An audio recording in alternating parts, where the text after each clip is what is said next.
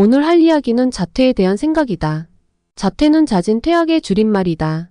우리나라는 중학생까지 의무 교육과정이기에 자퇴가 불가능하다.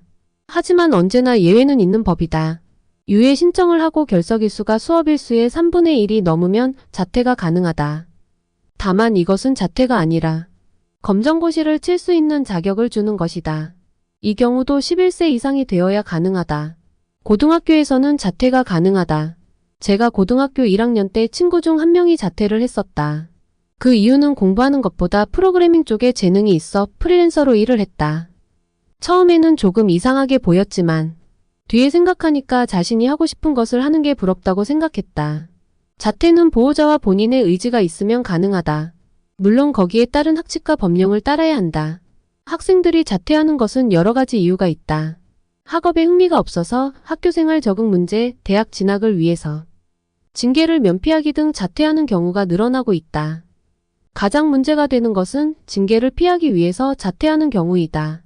고등학생이라면 누구나 아는 단어가 있다. 바로 선도위원회나 학교폭력위원회이다. 선도위나 학폭위가 개최되어 징계 처분 이상의 기록을 받으면 그것이 기록화가 된다. 그래서 개최가 되기 전에 빠르게 자퇴한다. 즉 징계로 인하여 발생하게 될 불이익을 피하기 위함이다. 그런 행동을 확실하게 막을 수 있는 수단이 없기에 가해자는 자퇴로 책임을 회피하고 있다.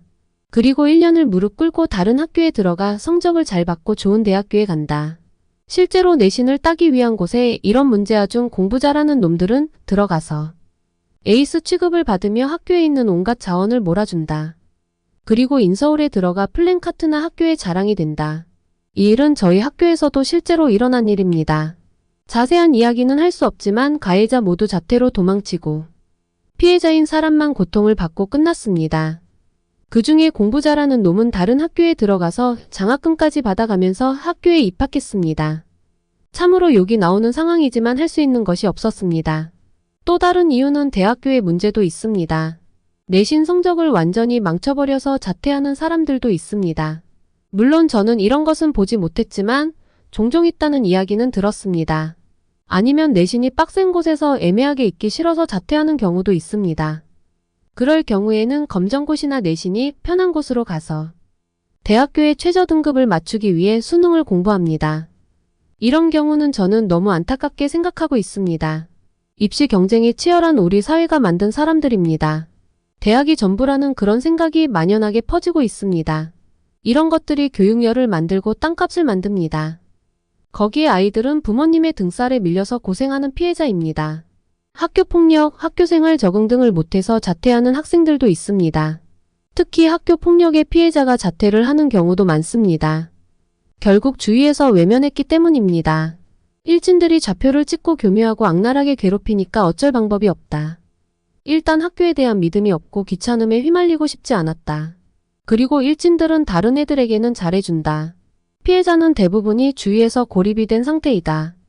그래서 피해자가 스스로 학교를 떠나는 경우도 있었다.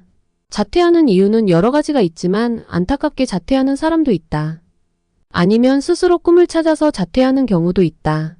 다만 자퇴를 책임을 지지 않게 회피의 수단을 쓰는 사람들을 막을 방법이 필요하다. 회피의 수단을 쓰는 사람들을 막을 방법이 필요하다. 죄를 지었으면 책임을 져야 하지만 책임을 지지 않는다. 그저 고통받는 피해자만 남아있을 뿐이다. 죄를 지은 가해자는 그것을 보면 과연 무슨 생각을 할까요? 주변의 아이들은 무슨 생각을 할까요? 이상 자유로운 이야기였습니다.